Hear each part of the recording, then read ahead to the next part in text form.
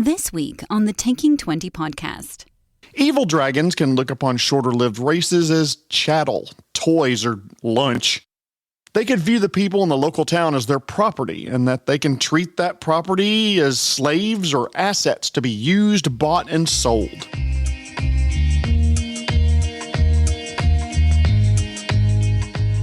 Thank you for listening to the Taking 20 podcast, episode 217. A rare part 2 of a monster series, this time focusing on dragons and giving a brief review of the monster core from Pathfinder 2e. I want to thank this week's sponsor, Knives. It took me all day trying to think of a knife joke. I guess that really means I need to hone my skills. To those of you who emailed me about possible pre-recording of items for your campaign, thank you so much for the feedback. I'm still considering it, but if anyone would want to be a beta tester for me and have something I could pre-record, speeches, notices, green text from an area, letters, etc., send it to me and I'll give it my best shot. Feel free to reach out to me at feedback@taking20podcast.com or via direct message on social media. No cost for the service, I'm just interested to see if anyone would be interested. It's interesting that I've used the word interested twice. It's not like I earn interest on the word interested and... Shut up, Jeremy. By the way, some of you may be tuning in for my review of the Pathfinder 2e Monster Core book. I get into more detail at the end of the episode, but the too long didn't listen version of my review is, I bought it on my own. I think it's fantastic, even for the art alone. I bought it for me, you should too. I originally talked about dragons way back in episode 34, but that was in August of 2020. Good grief, that's like 4 years ago. Where's the time gone? I mean, I'm officially old now, and you kids need to get off my lawn and turn down your rock and roll music, and don't make me want to rock, doesn't make me want to roll either. Back in my day, we listened to music that was overly engineered and auto-tuned to shit, and we liked it. Sorry. In that episode, I talked about how big dragons get, talked a little bit about their lairs and how they defend them in creative ways. They're intelligent. Even the dumber ones have a relatively high intelligence score. Many of them have egos that can fill the world, and many of them love being worshipped, or at least having minions and followers. So what else is there to say about them? It turns out a lot, enough to fill another episode. But still, why should I talk about them again? First of all, because a user emailed me asking me to discuss them. So if there's a topic you'd like covered, please let me know. It may only take an email to make that happen. But if you donate to the podcast at ko-fi.com/taking20podcast and make a suggestion, it bumps up to the top of the queue. Secondly, because there are features of dragons that are almost universal across game systems that I didn't have time to talk about all those years ago. Like what, you ask? Well, thank you very much, other voice in my head. I'm gonna tell you. If you're going to include a dragon in your game, remember dragons consider themselves superior to the shorter-lived races. I mentioned their ego, but even elves seem to be short-lived when dragon lifespans can stretch into multiple millennia. A dragon could legitimately say to an ancient elf that's, 900 years old? Pfft, I knew your great-great-great-grandmother, and trust me, you're no Elvana the Wise. You're more like, Darfindle the Lunkhead. Dragons see themselves as superior, but this superiority likely manifests in different ways depending on the dragon. Evil dragons can look upon shorter-lived races as chattel, toys, or lunch. They could view the people in the local town as their property, and that they can treat that property as slaves or assets to be used, bought, and sold. Even if they take a mostly hands-off approach with regard to the local humanoids, dragons can still demand tribute. 10 head of cattle per month for food, thereby eliminating the need for the dragon to hunt for food periodically. Basically turning the local town into the Faerun version of DoorDash. Mr. Ember Smelt, your food delivery is here. Thank you for using Barley Buddy, and please consider giving me 5 stars. No tip necessary. Thank you very much. Goodbye. Evil dragons may destroy areas just to revel in the destruction and delight in the fear that they create, swooping down on a hapless population, laughing at the little two-legged creatures running from them in terror from a flammable house to flammable house. Yeah, that one burns too. That ain't gonna save you. Meanwhile, good dragons may look upon these races as children that they are taking care of, guiding to a shining future even if they can't see it and maybe don't realize that they want it. These good dragons may dispense wisdom to those who seek it, or even walk among them unseen to care for them and nurture them like a doting parent or grandparent. And neutral dragons, well, they just may ignore the humanoids like we do anthills in the park. They're there, and if we want to take an interest in them, we can observe them and intervene in their lives if we want, but that's probably the exception rather than the rule. So my next tip for you, my beloved DMs out there, treat dragons as you would any other NPC. They have personalities and intelligence, goals and plans, schemes, and the lifespan to make sure that their schemes are carried out. They can be subtle or showy, benevolent or bestial, selfish or altruistic. Those plans that they're making could be as simple as hoarding treasure as much as they could possibly get, or amassing followers, or it could be complex, like enslaving a town to complete a project for them. Maybe they're trying to establish a place to store their treasures so others can admire them and, by extension, the dragon. Imagine a dragon, by the way, who owns every piece of art, say, in the Louvre, and puts them on display for others to admire. It would massage the dragon's ego even if the visitors don't know that they're doing it. I know it's a very, sorry for the word, Shadowrun-y version of dragons, but it would make sense that they would gravitate towards positions of power. I'm just scratching the surface of dragon motivations. Just know that they're more intelligent than most humanoids and will have hopes and dreams just like your average gnome or half-orc or elf or human. They just have more time and power to accomplish those dreams. For example, some dragons can change their shape or polymorph into other creatures. 5e dragons, for example, can polymorph themselves into other creatures, some of them at will, and will use that ability to both maneuver into better positions during combat, and if necessary, retreat to an alternate location to lick their wounds and plot their revenge. Pathfinder 2e dragons have an ability called Change Shape. It's a one-action ability that requires concentration, and the dragon takes on the appearance of any small or medium humanoid. It doesn't change their speed, their attack and damage modifiers with their strikes, but it might change their damage type. So maybe it doesn't do slashing damage anymore, it now does bludgeoning. Besides that, some dragons have some extremely powerful abilities that they use to their advantage. In that last episode, I hardly mentioned their breath weapons. A breath weapon for a dragon is a term for any effect used that's produced by the mouth or jaws or throat or that area of the body. This can include any number of magical effects: fire, acid, steam, gas, needles, lightning, boulders. It just depends on the type of dragon and what type of breath weapon they have. In a world full of magical effects like spells like Fireball and the ability to heal diseases with a touch, let's not spend a lot of time discussing the physics of a creature that can produce a cone of super hot fire out of its mouth. Does it have any taste buds left? Can it use it to clean that last bit of rogue that's caught between its back teeth? And when a dragon burps, does a little bit of breath weapon come out? Honestly, we may never know the answer to these critically unimportant questions. Or, my beloved DMs, you can make up the answers yourselves. But dragon breath weapons are powerful abilities that require time to recharge. In 5th edition, most breath weapons are listed as having a recharge value. For example, a red dragon whose breath weapon has a recharge listed as 5 to 6 means that the DM rolls a d6 at the beginning of the dragon's turn, and if they roll a 5 or a 6, congratulations, dragon has its breath weapon back. Pathfinder 2e is a slightly different set of rules. Most dragons must wait 1 to 4 rounds after using their breath weapon to get to use it again. And depending on the dragon, their breath weapon could come out in different shapes. Blue dragons, for example, breathe a line of lightning. Red dragons breathe a cone of fire, and there are dragons in older versions that could breathe in a burst around them of smoke or positive energy or radiant damage, etc. Remember, dragons are very intelligent, and they know when they use this nuclear option of dropping a cone of bludgeoning rocks or whatever, they know they're not going to be able to use it again for a certain period of time. So, they will maximize their opportunity to use it.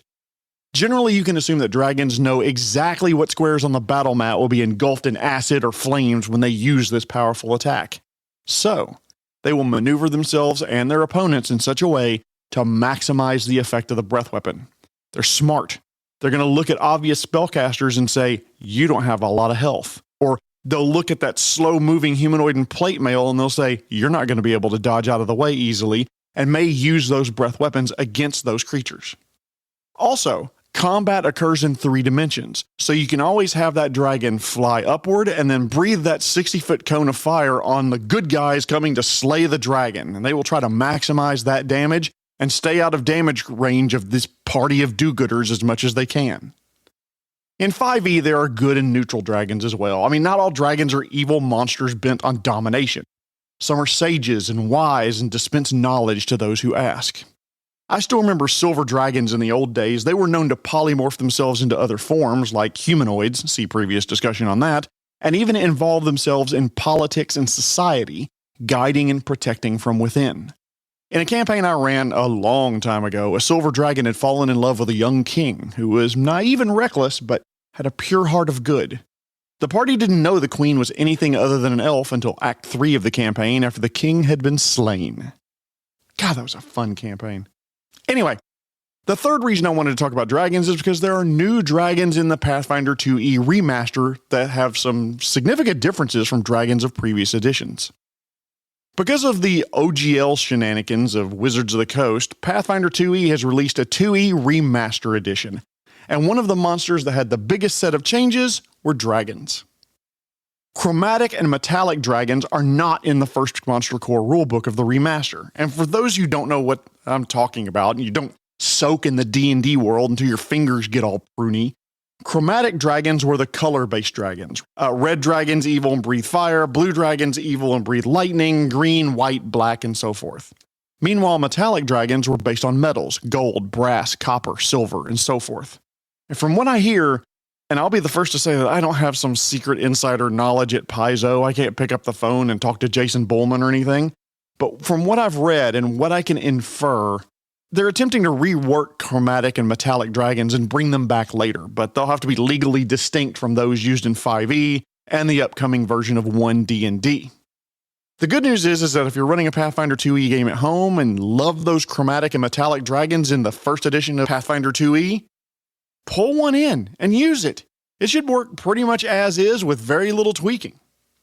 Another change they've made in Pathfinder 2e, by the way, dragon connections to spellcasting schools of magic are gone because there are no more schools of magic, so to speak.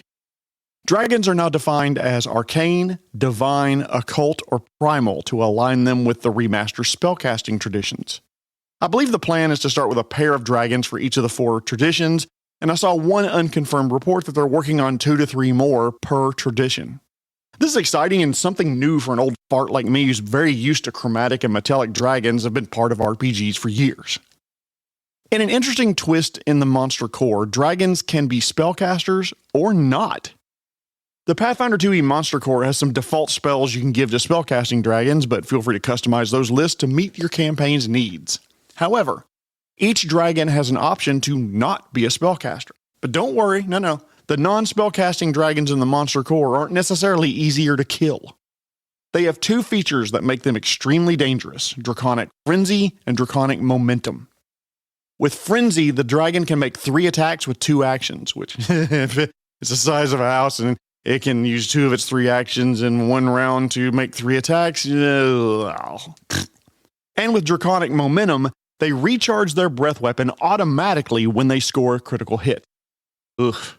Whew. Now, in 2023 and early 2024, as a preview, Luis Loza of Paizo released some blog posts about the dragons that were coming out in the remaster. He had blog entries about the Diabolic Dragon, which is a divine dragon with ties to hell, and the Mirage Dragon, an arcane dragon with mastery of illusion magic. A lot of these dragons are detailed in preview blog posts provided by Paizo, and I'll put a link to all of them that are out as of this recording in the resources or description of the episode, so go check those out. But these dragons are much more fleshed out in the Monster Core rulebook that Paizo just published. Without going into too much detail, and I probably do anyway, arcane dragons typically have stronger connections to magic and stronger spellcasting capabilities. There's a fortune dragon that embodies direct control over magic, just pure raw magical power, and they feed on spells that affect them. Oh yeah. Okay, I can't wait to fight one of those. It breathes a cone of magical energy that manifests as force damage. Ow. And some of its treasure is magically attached to their body? Coins and gems and magical items that are just attached like they're magnetic? Interesting. Mirage dragons have iridescent scales that can change color for better camouflage. It breathes a cone of hallucinatory damage and can cast a range of illusion spells. The horde in their lair tends to have items that are polished to a mirror shine so they can look on their own reflections. There's that ego. Divine dragons, as opposed to arcane, typically have ties to extraplanar entities and sometimes even draw power directly from deities or the planes themselves. Diabolic dragons have ties to hell, as you can imagine. They release a cone of fire so hot it can even burn creatures made of fire. Unique things you can find in their lair are like gems containing trapped souls, or maybe even infernal contracts made with mortals. Imperial dragons, that's Empyreal, by the way, dragons are generally benevolent, that have a golden halo above their heads, and grants inspiration and aura around them. They can slow enemies, heal allies, and generally welcome people to their lairs. They can breathe a cone of spirit damage, that kind of thing. Occult dragons, meanwhile, like conspiratorial dragons, scheme and execute grand plans. Sometimes they do it for personal gain, but other times it's just because they enjoy doing it. They can disguise themselves, create replicas, and look like other creatures. They can breathe a poisonous smokescreen, allowing them to escape and that kind of thing. Omen dragons are bound to see the future at all times and have a compulsion to share their visions, even if they're kind of nebulous. There are also primal dragons like adamantine and horned dragons. Horned dragons, by the way, I really like. They're powerful, they have this huge pair of horns that come out, and they can use them to impale their foes. They live in forests and swamps and can breathe a cone of poison. Now, if you'll notice, by the way, if you really get into the details, every single dragon in Pathfinder 2e has a cone-shaped breath weapon. It's not like the old blue dragons that used to breathe a long line of lightning. Long line of lightning. That's pretty good consonants, Jeremy. Anyway, they all breathe cones, and the consistency there makes it easier to prep, especially the first time you use one of these creatures. All you have to know is cone breath weapon. Got it. This brings me to my final tip about dragons. You may have listened to that discussion of Pathfinder 2e dragons and thought, great, Jeremy, thanks for listing all that, but I don't need that shit. I play 5e or Mork Borg or Delta Green or Shadowrun. That doesn't help me at all. To which I would respond, bollocks. And ask you to remember that you can always create and customize monsters in any way you want from behind the screen. One phrase I use quite often for GMs out there is borrow, borrow, borrow, steal, steal, steal. If you're running a home game of 5e and a monster from 3.5e or Pathfinder 1e or hell Delta Green Worlds Without Number, homebrew something similar to it. Adjust it behind the screen and make sure it's balanced and have fun. I love the idea of a horned dragon, for example, that can charge foes and impale them on their horns. Oh, I love it. But oh gosh, Jeremy, the green dragon in 5e can't do that. Okay, homebrew it. Start with a green dragon, give it a horn attack, ability to charge, make the horn attack an action. Let's do that. Voila. Now you have one of those terrifying creatures in your game. More details about these dragons, by the way, can be found shortly on Archives of Nethys, which is a site that has all the rules for Pathfinder 2e for free. The site is legitimate. It's not like they're pirating content. It's actually supported by Paizo, and it usually gets the data on the site shortly after the books are published. Speaking of which, I don't usually review products here on the channel because, frankly, there are others that review products far better than I ever could and get those products well before I could ever gain access to them. But what I will say is this, having gotten the monster core, I think it's worth it for the artwork alone. Creatures in the book contain gorgeous artwork depicting monsters from the Aeon to the zombie. It updates previously released Pathfinder 2 monsters to be fully compatible with the remaster and gives you tips for role-playing the creatures and adjusting their statistics to make them stronger or weaker. If you like the bestiaries from Pathfinder 1e, Paizo have really refined and improved everything about the stat blocks they produce and information they present about the various monsters and creatures. There are tables that let you find monsters by challenge rating, category, and type. It explains the various monster traits and what they mean, and I know the book costs $60 for the hard copy, and that's a lot of money these days. But if you buy it directly from Paizo, it also comes with a PDF version that's kept up to date. So, no more post-it notes with errata stuck in your book. The Monster Core is 372 pages of monster information, tips for running them, and even unique versions of those creatures you can drop into your game. They're not paying me to push this book. I was just honestly really impressed when I got my hands on my copy. And I do encourage you all to at least take a look at it for ideas about dragons or hundreds of other monsters. If you're a little strapped for cash, again, keep an eye on Archives of Nethys because the stat blocks will be there soon if they're not already.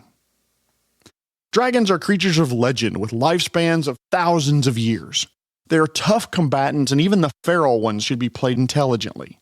Remember their egos, treat them as NPCs, even if they're NPCs the size of a house and can burn all your skin off and turn you into something that looks like a rib roast with a single breath from their mouth.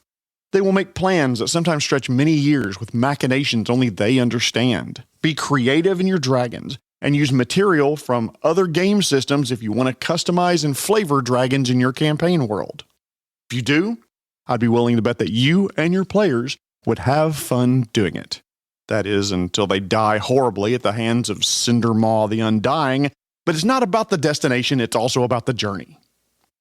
If you like this podcast, please consider donating to it at ko-fi.com/taking20podcast. Every dime you donate goes back into the podcast and helps keep it going, allowing me to continue to make content for you. So please consider a donation. Tune in next week when I'm going to have a Back to Basics episode reminding you about the power that DM words hold. But before I go, I want to thank this week's sponsor, Knives. It really is relaxing to finally figure out a second pun for an episode. Getting that done really kind of takes the edge off. This has been episode 217, a second episode in the Monster series about dragons and briefly reviewing the Pathfinder 2e Monster Core. My name is Jeremy Shelley, and I hope that your next game is your best game. The Taking 20 podcast is a Publishing Cube media production. Copyright 2024.